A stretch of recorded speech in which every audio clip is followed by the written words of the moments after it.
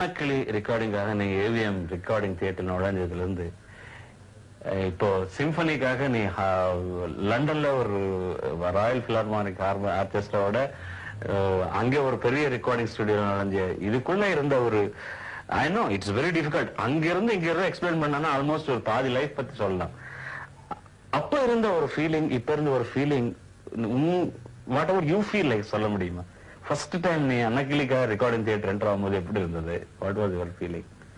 ஒரு குழந்தை பிறக்கிறப்போ அது குழந்தை வந்து தவழ்ந்து வர்றது, நடந்து வர்றது, இதெல்லாம் வந்து பெற்றோர்களுக்கு ரொம்ப உற்சாகமா இருக்கும். அப்ப கைதட்டி உற்சாகப்படுத்துவாங்க. அதே குழந்தை வளர்ந்து ஆளாகி 40 வயசாகி நடந்து வரப்ப யாரும் கைதட்டுறது இல்லை. அதே போல அன்னக்கிளி வர்றப்ப நான் குழந்தையா இருந்தேன். இது ஒரு வளர்ச்சி. இசையில வந்து எவ்வளவோ செய்யலாம், ஆனா சினிமாவில் வந்து கொஞ்சம் தான் பண்ண முடியும். இது அந்த நிகழ்ச்சி அது ஒரு பெரிய விஷயம். அது எங்களுக்கு என்ன எப்படின்னா எனக்கு கோவமா இருந்தது. நீ அந்த மாதிரி ரெக்கார்டிங் பண்ணும்போது நான் அங்க இருந்து பார்க்கலையே, என் ராஜா வந்து அங்க பண்ணிட்டு இருக்கானே, இந்த பெரிய ராயல் பிலார்மானிக்கு நான் பார்க்கவும் முடியாது, என்னால இருக்க முடியும். அதுதான் அடிக்கடி சொல்றது ரெக்கார்ட் ரிலீஸ் ஃபங்க்ஷன் கூப்பிடணும் நீ அப்படின்னு எத்தனை மியூசிக் டைரக்டர் பார்க்கல, அதனால நீ எக்ஸ்பிளைன் பண்ண எனக்கு. இல்ல என்ன எத்தனை மியூசிக் டைரக்டர் இல்ல எத்தனை மியூசிக் டைரக்டர் ராயல் பிலார்மானிக் ஆர்கெஸ்ட்ராவோட ஒர்க் பண்ண முடியுங்கிற அதுதான் சொல்றேன். எனக்கு என்னோட நண்பன் பண்ணும்போது நான் பார்க்கணுமே இருந்தது, முடியல. அதனால ஹவ் வாஸ் தட்? அது அன்பிலீவபிள். அதான் நான் ஸ்கோர் ஒன் மந்த் தயார் பண்ணிட்டு இருந்தேன். ஏன்னா என்னதான் இருந்தாலும் பேப்பர்ல எழுதப்போ கம்போஸ் பண்றப்போ 32 லைன்ஸ் இருக்கும். அதுல வந்து ஃபர்ஸ்ட் பார்ட் எழுதிட்டு அதுக்கு என்ன செகண்ட் பார்ட், அதுக்கு என்ன தேர்ட் பார்ட் அப்படின்னு கால்குலேட் பண்ணி எழுதுறது வேற. மைண்ட்ல வர்ற சவுண்ட்ஸை விஷுவல் பண்ணி மென்டலா ஹியர் பண்ணி மென்டலா கேட்டு மென்டல் ஹியரிங்ல வந்து இந்த சவுண்ட் தான் வரப்போகுது அப்படின்னு சொல்லி ஒரு அனுமானத்துல தான் எழுத முடியும். இது எழுதுறப்ப என்னன்னா கம்போஸ் பண்றப்போ ஒரு லைன் தான் அட் அ டைம் நான் எழுத முடியும். எல்லா லைனும் அட் அ டைம், எல்லா இன்ஸ்ட்ருமெண்ட்டுக்கும் அட் அ டைம் எழுத முடியாது. ஒரு சா சகம தனிசான்னு ஒரு இன்ஸ்ட்ருமெண்ட்டுக்கு எழுதுனா இது இந்த சகம தனிசாவுக்கும் மற்ற இன்ஸ்ட்ருமெண்ட்ஸ் என்ன வாசிக்கிறாங்க அப்படிங்கறத அட் அ டைம்ல நான் எழுத முடியாது. ஒரு இன்ஸ்ட்ருமெண்ட்டுக்கு எழுதிட்டு அது எழுதுறதுக்குள்ள எனக்கு வந்த ஐடியா வந்து வாஷ் அவுட் ஆயிடும். அடுத்த இன்ஸ்ட்ருமெண்ட்டுக்கு என்ன அக்கம்பனிங்கிறது போயிடும். ரொம்ப கஷ்டம் அது. அது எப்படியோ எழுதி அந்த என்ன சவுண்ட் வரப்போறது அப்படிங்கறத தெரியாம மென்டலா கேட்டுட்டு இருந்தாலும் அது கேட்காம அங்க கொண்டு போய் ஸ்கோரை போட்டுட்டு அந்த கண்டக்டர் வந்து சொல்லிட்டு உங்களுக்காக நாங்க இப்ப வாசிக்க போறோம் அப்படின்னு சொல்லி வாசிச்ச உடனே அது வாசிக்கிறதுக்கு முன்னாடி ஒரு சைலன்ஸ். அது வந்து அடி வைத்த கருவே கலைஞ்ச மாதிரி அப்படி ஒரு கலங்கிடுச்சு. அப்புறம் பார்த்தா they started playing my symphony. Oh, this is a sound I wrote. This is my sound, my composition அப்படின்னு சொல்லி பார்த்தா அவங்க ஃபுல் மியூசிக் வாசிக்க ஆரம்பிக்கிறாங்க. I thought they are going to play some few bars. அப்புறம் வந்து இது ஃபுல்லா வாசிக்க ஆரம்பிச்ச உடனே எனக்கு இந்த சவுண்டை கேட்டுட்டு என்னால முடியல. அப்புறம் வாசிக்கிறாங்க. அப்புறம் ஏதாவது தப்பு இருந்தா பார்க்கணும்னு சொல்லிட்டு ஸ்கோரை கம்பேர் பண்ணி பார்க்கலாம்னு பார்த்தா என்னால ஸ்கோர்ல பார்க்கவே முடியல. ஏன்னா அந்த சவுண்டு பிடிச்சி இழுக்குது. நான் அழுகிறேன், கார்த்திக் அழுகிறான், என் கூட வந்த அசிஸ்டன்ட் நரசிம்மன் அழுகிறாரு, என்னுடைய மியூசிக். பட் என் கூட ஒர்க் பண்ணவர் அழுகிறாரு, கண்ணுல இருந்து அழுக இல்ல. அது எக்ஸ்பிளைன் பண்ண முடியாதது. அது ஒரு பாவத்துக்கு அப்பாற்பட்டது. அது நான் இங்க தூரத்துல இருந்து நான் இப்ப பார்த்து நான் எக்ஸ்பீரியன்ஸ் பண்ணிட்டு இருக்கிறேன். அது I am visualising all those things. அது உனக்கு எப்படி இருக்க முடியும்னு தெரியும். ஆனா மியூசிக்ங்கிறது ஒரு ஏமாத்து வேலை தானே. இதுல என்ன இருக்கு? சினிமா மியூசிக் இல்ல music in general. Once you sing 7 notes in order, அந்த மியூசிக் முடிஞ்சு போச்சு. அப்புறம் you have to repeat all the time. என்ன காம்பினேஷன் பர்முடேஷன் மோசம் பண்ணாங்க. ஒரு ஏமாற்று வேலை. கமல் வந்து அபூர்வ சகோதரர்களுக்கு வந்து ஒரு பாட்டை கம்போஸ் பண்றதுக்காக வந்து ஒரு சிச்சுவேஷன் சொன்னாரு. நான் ஒரு டியூன் போட்டேன், அது அவருக்கு பிடிக்கலன்னா நான் எப்பவும் எடுத்துக்கிற மாதிரி ஏன் சார் என்ன எதிர்பார்க்குறீங்க அப்படின்னு கேட்டோன்னே, சார் இது வந்து கொஞ்சம் நல்ல மெலடியா போட்டிருக்கீங்க, ரொம்ப சாஃப்டா இருக்கு, இன்னும் கொஞ்சம் துள்ளலோட வேணும். உதாரணம் சொன்னா பழைய பாட்டு ஒன்று சொல்றேன், நீங்க கோவிச்சுக்க கூடாதுன்னு. சரி என்ன சொல்லுங்க அப்படின்னா, எம்ஜிஆர் பாட்டுல சார் நான் பார்த்ததில்லை அவள் ஒருத்தியைத்தான் நல்ல அழகி அன்பே நல்ல அழகி, இந்த மாதிரி வேணும் சார் அப்படின்னு கேட்டார். அதுக்கப்புறம் தான் அவனுக்கு தெரியும் வரல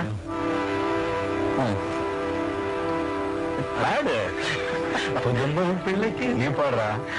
தரரா தரரா லரரே தரரா லலலா லலலா பப்பப்பா பப்பப்பரே பப்பப்பா பப்பப்பரே. இது பண்ணிட்டேன். இது பண்ணோடனே ரொம்ப நல்லா இருக்கு, இது ஓகே அப்படின்னு சொல்லிட்டு போயிட்டாரு. ஓகேன்னு சொன்னாரு. சொன்னோடனே இது எப்படி இந்த ஐடியா வந்தது அப்படின்னு கேட்டாரு. நீங்க சொன்னதை தான் நான் திருப்பி கொடுத்துருக்கேன் உங்களுக்கு அப்படின்னு. எப்படி சொல்றீங்க அப்படின்னாரு.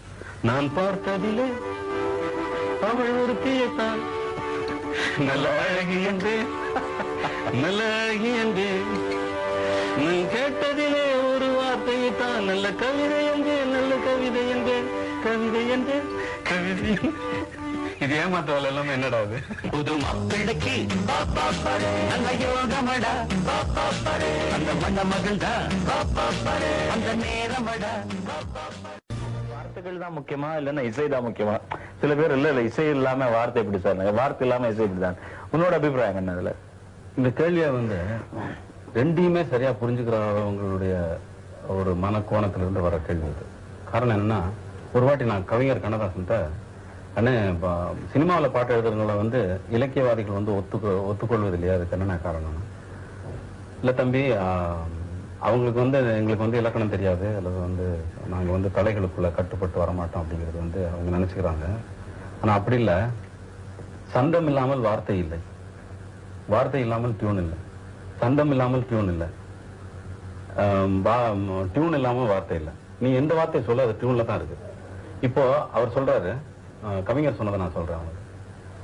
நீ வந்து நான் வந்து நான் தானே நீ தானே மான் தானே தேன் தானேன்னு எழுதுனா அதுக்கு உனக்கு சந்தம் பிரிக்க தெரியும் சொல்லு அப்படின்னாரு. தந்தானே தாந்தானே தாந்தானே தாந்தானே அப்படின்னு சொன்னேன். இப்ப நீ தந்தானே தாந்தானே தந்தானே தாந்தானேன்னு டியூன் போட்டேன்னா நான் தானே மான் தானேன்னு தானே எழுதணும். டியூன் இல்லாம வார்த்தை எங்க இருக்கு, வார்த்தை இல்லாம டியூன் எங்க இருக்கு அப்படின்னு கேட்டாரு.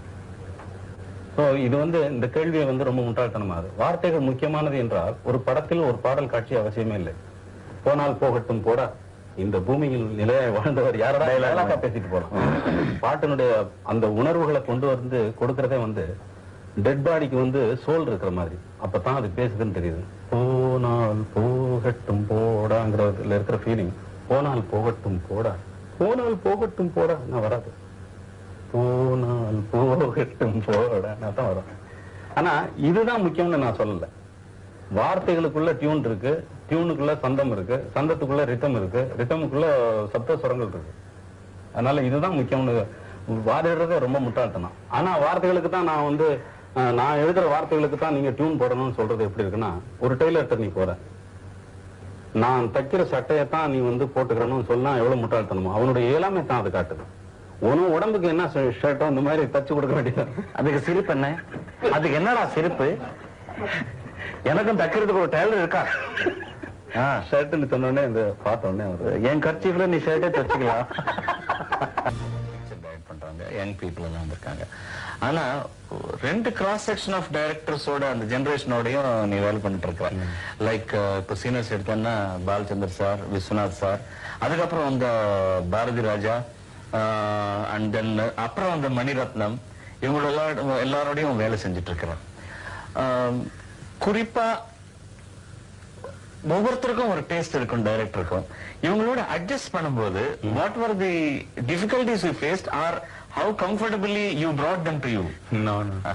அவங்கள கொண்டு வரது இல்ல, அவங்க வந்து ஒரு பிக்சரை கொண்டு வந்துட்டு ஒரு பாத்திரத்தை கொண்டு வந்து இதுல இது போடுங்க அப்படின்னு கேக்குறாங்க.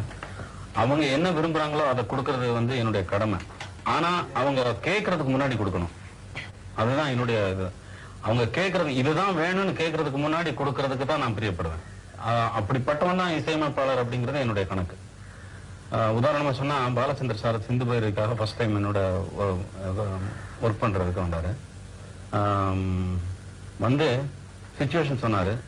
சொன்ன உடனே நான் ஒரு சிந்து காவடி சிந்து ராகம் தெரியவில்லைன்னு சொல்லி நான் டியூனோட சேர்த்து பாட்டா லைனா வந்துருச்சு. எனக்கு வந்த உடனே அவருக்கு கை காலெல்லாம் பாலச்சந்தர் சாருக்கு அப்படி ஆடி, சார் இது எப்படி சார், இது எப்படி சார் நடந்தது, இது எப்படி நடந்ததுன்னு சொல்லி டைரி ஒண்ணு எடுத்தாரு. அதை எடுத்து ஓபன் பண்ணாரு. அந்த சிச்சுவேஷனுக்கு வந்து இந்த பாடல் வரிகள் நானொரு சிந்து காவடி சிந்து என்று இந்த பாடல் இருக்கலாம் அப்படின்னு அவர் கைப்பட எழுதியிருக்காரு. அதை எடுத்து காட்டுறாரு. இது எப்படி சார் உங்களுக்கு வந்ததுன்னு. சார் நீங்க கேட்காம கொடுக்குறாங்க சார் மியூசிக் டைரக்டர், கேட்டு கொடுத்தா வந்து அது வந்து இதுதான் வேணும், இந்த கடையில வேணாலும் போய் இட்லி சாப்பிடலாம், இந்த கடையில இட்லி கிடைக்கும், இந்த கடைக்கு இட்லி போகலாம்னு சொல்லிட்டு அதுக்கு தகுந்த மாதிரி இடத்துக்கு தான் நீங்க போவீங்க. நீங்க கேட்காம கொடுக்கறதா என்னுடைய வேலை. அப்பதான் நான் முழு இசையமைப்பாளன் அப்படின்னு சொல்லி. முதல்ல பாட்டு பாடின படம் என்ன ராஜா? நான் அன்னக்கிளி பேக்ரவுண்ட்லயே ஏதோ ஒரு சின்ன அமிங் ஒண்ணு பாடியிருக்கேன். முழு சாங்கா? முழு சாங்கா பாடினது வந்து டைட்டில் சாங் 16 வயதில் சோளம் விதைக்கையில். ஓ, இப்ப நம்ம கச்சேரிலாம் பண்ணும்போது நம்ம நார்த் இந்தியால பண்ணோம், சவுத்துல பண்ணோம், ஈஸ்ட் எல்லாம் ஒரு ஆயிரக்கணக்கான கச்சேரி பண்ணிருக்கிறோம். சைக்கிள்ல போய் புகையில வித்த வியாபாரி மாதிரி நம்ம போகாத இடமே கிடையாது. அப்போ எனக்கு எப்பவுமே நீ வந்து ஸ்டேஜ்ல அது ஏதாவது ஒரு சாங் பாடு, நான் கேட்டதில்லை, நீ பாடுறதில்லை, இந்த பொட்டி இதே பொட்டி தான் வச்சுக்கிட்டு நீ சப்பன வைக்கிறானி முதல் கொண்டு கம் செப்டம்பர் மியூசிக் வரல இதுலயே வாசிட்டு இருக்கிற. நம்ம ஒரு சில டைம்ல ஒரு ஹார்மோனியம் வச்சே கச்சேரி பண்ணிருக்கோம். ஆனா பாடணும்ன்ற எண்ணம் அப்போ உனக்கு நிச்சயமா கிடையாது. எனக்கு தெரியும் நீ you wanted to become music director ஆகணும்னு ஒரு வெறியில இருந்த.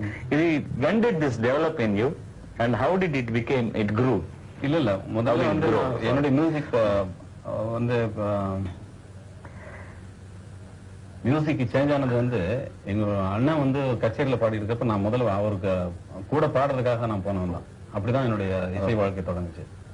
அதனால முதல்ல நான் பாடிட்டு இருந்தேன். அப்புறம் தான் வந்து இன்ஸ்ட்ருமெண்ட் எடுத்து கத்துக்கிட்டு அந்த சாரி இன்டர்ஃபியர். அப்போ இந்த ஹார்மோனியம் வாசிக்கிறது எப்படி வந்துச்சு? இந்த ஹார்மோனியத்தை எங்க அண்ணன் நான் வாசிக்கிறத பார்த்தா அண்ணன் கையை அப்படி வச்சு சொல்லி பெரம்பெடுத்து இந்த பக்கம் அடிப்பாங்க. தொட விட மாட்டாங்க. இந்த ஹார்மோனியத்தை அவ்வளவு பத்திரமா பாத்துக்கிறாங்க. ஏன்னா சின்ன பசங்க ஏதாவது எடுத்துருவாங்க, அதுக்கப்புறம் நம்ம கச்சேரிக்கு போறதுக்கு சரியா வராது அப்படின்னு சொல்லி. ஆனா அவர் இல்லாதப்பெல்லாம் எடுத்து வச்சு பிராக்டிஸ் பண்ணிட்டே இருந்தேன். ஒரு நாள் வந்து அவருக்கு வர வேண்டிய ஹார்மோனிஸ்ட் வந்து அவருக்கு 2 பேருக்கும் தகராறு ஆயிடுச்சு. அவர் வரலன்னொடனே அம்மா வந்து சொல்லியிருக்காங்க, இவன் வாசிட்டு இருக்காங்க, அவனை கூப்பிட்டு போனேன். அப்புறம் திடீர்னு பார்த்துட்டே இன்னைக்கு நீ தான் கச்சேரி வாசிக்கிற அப்படின்னோடனே எனக்கு கரையில் நிக்க முடியல, ஆகாயத்துல பறக்க முடியல, அந்த மாதிரி திருச்சங்க சத்தத்துல நிக்கிறேன். சொல்லவே முடியல. அன்னைக்கு கச்சேரி வாசா நிறைய தப்புந்தவரமா அவர் பாடுற பாட்டெல்லாம் தெரியும். அதனால கொஞ்சம் பிராக்டிஸ்ல இருந்தது. இருந்தும் ஸ்டேஜ்ல போற ஒரு இதுல ஆர்வத்துல தப்புந்தவரமா வச்சா. ஆனா பயங்கர கிளாப்ஸ் எல்லாம் வந்தது. ஜனங்கள்லாம் கச்சேரி முடிஞ்ச உடனே நிறைய வந்து என்ன சூழ்ந்துட்டு சின்ன பையனா இருக்கான் அப்படின்னு சொல்லிட்டு, சார் ரொம்ப பிரமாதமா வாச தம்பி, ரொம்ப நல்லா வாச்சு அப்படின்னு சொல்லி பண்ணாங்க. அப்போ வந்து எனக்கு தோணுச்சு, இது வந்து எல்லாமே கம்போஸ் பண்ணது வேற ஆளு, இதுக்கு தான் கை தட்டுறாங்க ஆட்கள். ஆனா நம்மளே கம்போஸ் பண்ணி நமக்கே கை தட்டுவாங்கன்னா தான் இந்த கைதட்டெல்லாம் நமக்கு சொந்தமாகும். இல்லைன்னா இது வந்து இன்னொருத்தருக்கு தான் போய் சேரும். நம்ம யாரு பாட்டை வாசிக்கிறோமோ அவங்க பாட்டுக்கு தான் போய் சேரும் அப்படின்னு சொல்லி நான் நினைச்சுதான் கம்போஸ் பண்றது. அப்ப கூட உனக்கு நோட்டேஷன் எழுத வராதுல்ல? நோட்டேஷன் தெரியவே தெரியாது. என்னுடைய ஃபர்ஸ்ட் ரெக்கார்டிங் வந்து ஜிகே வெங்கடேஷ், என்னுடைய மாஸ்டர் தன்ராஜ் மாஸ்டர் வந்து ஆர்கன் வாசிக்கிறதுக்காக வந்து ஜிகே வெங்கடேஷ் வந்திருக்காரு. அப்போ வந்து என்ன நோட்ஸ் எல்லாம் எழுத சொன்னாரு. நோட்ஸ் எழுதவே தெரியாது. என்ன சாணம் என்ன தெரியாது, பாடினா என்ன தெரியாது. அப்போ வந்து எழுதுறா நோட்ஸ் எழுதுனேன். என்ன சொல்றாங்கன்னா அந்த பாட்டுனுடைய நோட்டேஷன் வந்து சொல்லிட்டு இருக்காங்க. பாட்டை சொரப்படுத்தி அதை சொல்றாங்க, அதை எழுதுனேன். டைம் சிக்னேச்சர் போட்டு அப்படின்னா தாள குறிப்பு. என்ன டைம் அப்படின்னா என்ன சார் அப்படின்னா, இதுரா டைம் சிக்னேச்சர் 6824 அப்படின்னாரு. 68 சார். அப்புறம் பார் மார்க் பண்ணாரு. பார்னா என்ன சார், என்ன டெம்போனாரு, 68 அப்படின்னாரு. 68னா 6 நோட் என்ன பார் அப்படின்னாரு. அதுல புரிஞ்சு போச்சு பார்னா என்னன்னு. ஒரே வார்த்தை தான் சொல்லுவாரு, அது எனக்கு உள்ளே ஓடிக்கிட்டு இருக்கிறதுனால புரிஞ்சு போகுது. அப்புறம் என்ன வந்து வெங்கடேஷ் வந்து ஜிகே அண்ணா அவர்கள் வந்து என்ன ஒரு முக்கியமான இடத்துல வச்சாரு.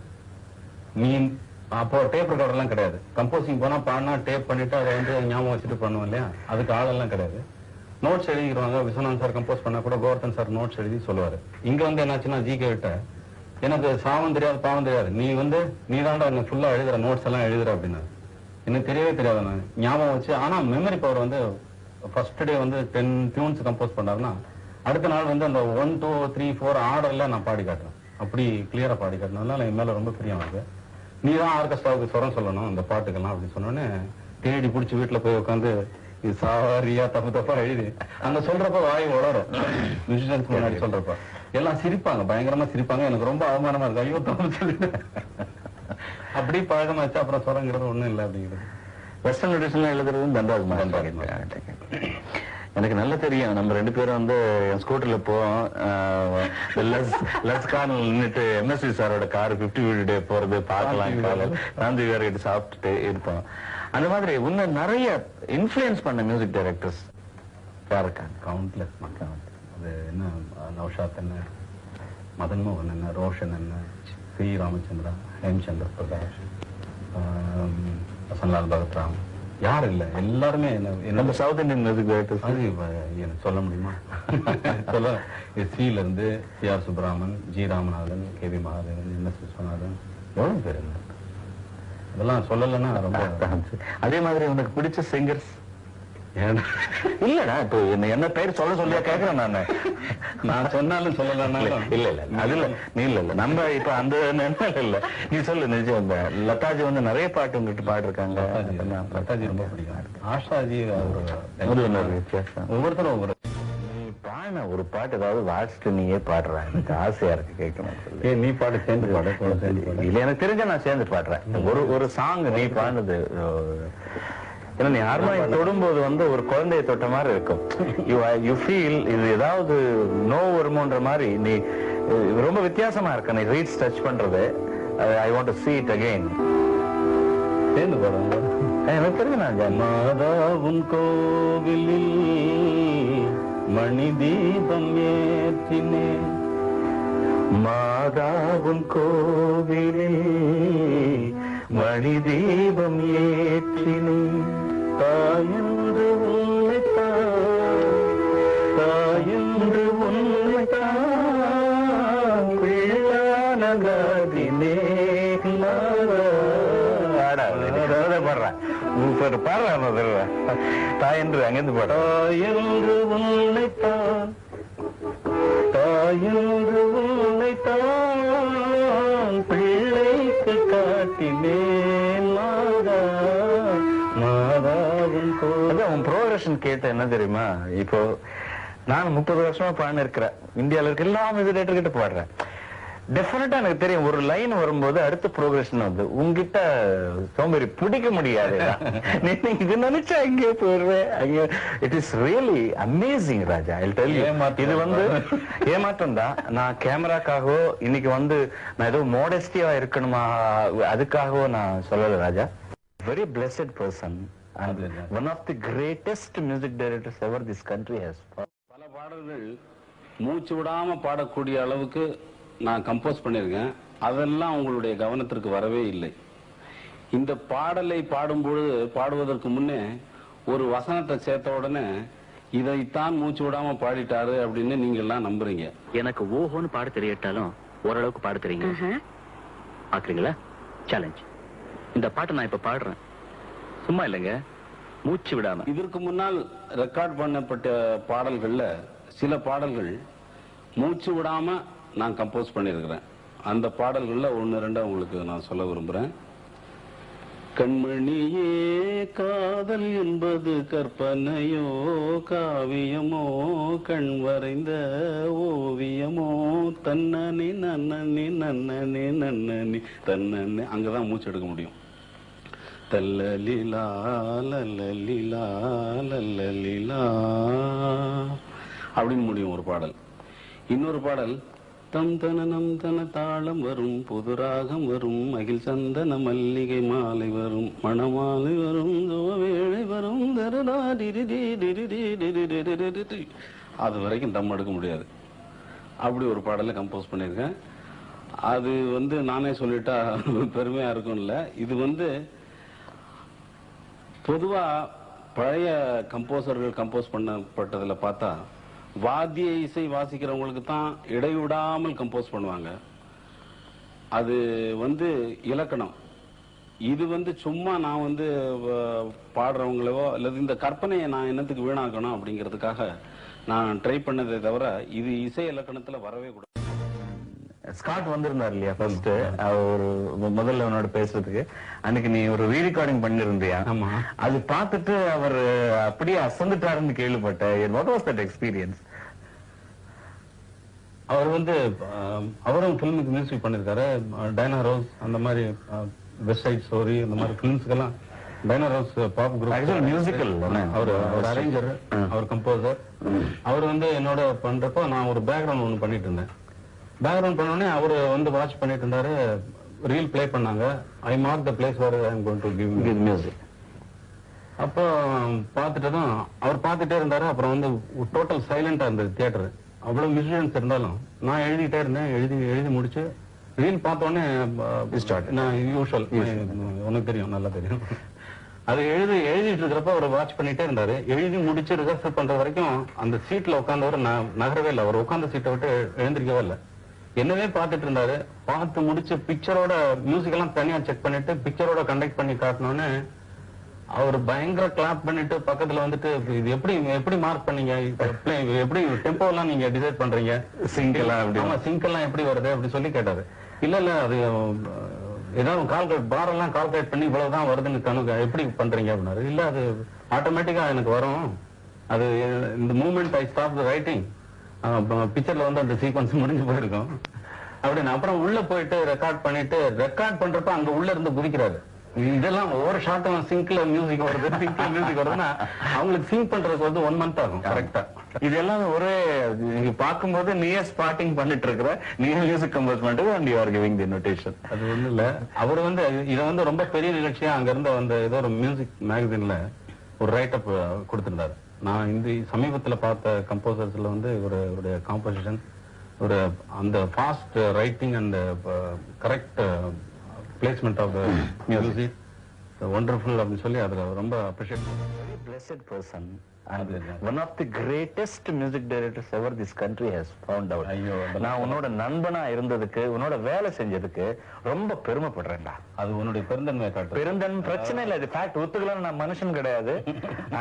I may not be. எனக்கு மாதிரி ஒரு நண்பன் இருக்கிறது வந்து எனக்கு ஒரு பயங்கரமான ஒரு சந்தோஷம். எங்க போனாலும் நான் வந்து பெருமையா, நான் எஸ்பி பாலசுப்ரமணியன் சொல்லுக்கிறதுக்கு முன்னால இளையராஜாவோட ஃப்ரெண்ட் ரொம்ப ஜாஸ்தி பேசுறேன். இல்லடா, நீ அப்பப்ப திட்டிட்டு இது பேசிருப்ப, நீ ரொம்ப ஜாஸ்தி பேசுற. நீ என்ன சொன்னாலும் பரவாயில்ல, வயசுல பெரியவன், விஷயத்துல பெரியவன், வித்தியால பெரியவன், தனியா சொல்லி மேத நான் சொல்லிக்கிறேன். இது வந்து என் ராஜாவை பத்தி என் ஆடியன்ஸ்க்காக என் ப்ரோக்ராம் போட்டு சொல்ல என்ன வச்சு என்ன தனியா சொல்றது சார். அவர் இருக்கும்போது சொன்னா தப்பா? இது கூச்சப்படுறாரு ராஜா, எப்படி கூச்சப்படுறாரு விட நம்ம பார்க்கணும் இல்லையா? I am very grateful to you Raja. நீ இந்த கன்னட பாட்டு இது பாடினீங்களா, அது ஜனங்களுக்கு பாடி காட்டுது. என்ன பாட்டு? இப்ப திடீர்னு நான் டியூன் மட்டும் பாடுறது ஒரு தடவை ஞாபகப்படுத்தல.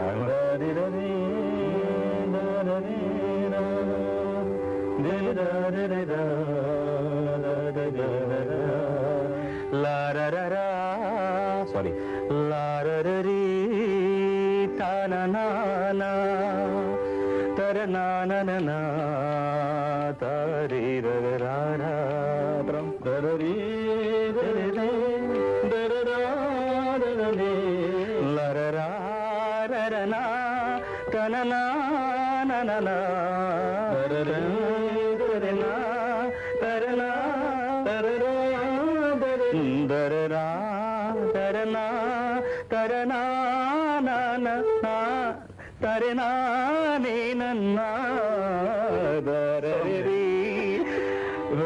அவரோட மெமரி என்னோட மெமரி என்ன டிஃபரன்ஸ் ஆடியன்ஸ் புரிஞ்சே இருக்கும். ராஜா 10 நாளைக்கு முன்னால் கம்போஸ் பண்ணது கூட இன்னைக்கு காலையில வந்து பேக்ரவுண்ட் போனோம்னா நீ என்ன சாங்னு டச் பண்ண உனக்கு வந்துடும். நான் வந்து 27,000 பாட்டு பாடிருக்கிறேன். காலையில பாடின பாட்டு என்ன ஞாபகம் இருக்காது ராஜா எனக்கு. forget about it. Anyway, beautiful song for Kannada you have composed and God has already blessed you. அந்த blessing உனக்கு எப்ப 100 இல்ல 150 வயசு நீ இருக்கணும். உன்னோட நாங்கெல்லாம் இருக்கணும். அவ்வளவு கஷ்டம் இல்லடா. God bless. ஒரு வித்தியாசமான சிச்சுவேஷன் சொல்றேன். எனக்கு ஒரு பல்ல கூட நானே டைரக்டர் நினைச்சு. நான் வந்து இளையராஜா ஒரு இன்டர்வியூக்காக 3:30 மணிக்கு வர சொன்னாரு. நான் லேட்டா 4 மணிக்கு வந்துட்டேன். 4 மணிக்கு வந்தது, என்னடா நான் பிஸியா இருக்கிறேன்னு தெரியுமில்ல, நான் கரெக்டா டைமுக்கு வர்றேன்னு தெரியும் உனக்கு, நீ லேட்டா வந்தாச்சுன்னா எனக்கு அடுத்த மியூசிக் இதுக்கு போறதுக்கு லேட் ஆகும் இல்லையா?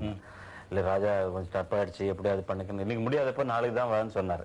சரி, பேசிக்கலா ஒரு மியூசிஷியனா இருக்கிறதுனால இங்க இருந்து நான் கார்ல ஏறி இன்னைக்கு வேஸ்ட் ஆயிடுச்சு, ராஜா கிட்ட நம்ம கொடுத்த டைம் யூஸ் பண்ணிக்க முடியலன்னு ஒரு வருத்தத்துல பாடிக்கிட்டே போறேன்டா. அந்த சிச்சுவேஷன் கூட நான் போனா போகட்டும் போடான்னு சொல்லலடா. நானு திருப்பி நாளைக்கு நான் அர்லியா வரணுமே, இந்த நாள் கை விட்டுட்டோமே, அவன் கொடுத்ததே ரொம்ப இதுவான விஷயமாச்சேன்னு சொல்லி அதனால ஒரு டியூன் கொடுத்தா நான் பாடிக்கிட்டே போறேன். இப்போ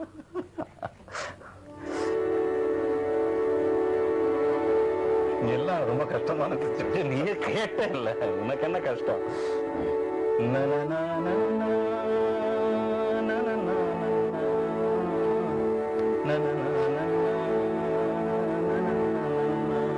என் ராசாவே லேட்டா ஆயிடுச்சு என்ன மன்னிச்சுடு நாளைக்கு திரும்பி வரேன். தேங்க்யூ.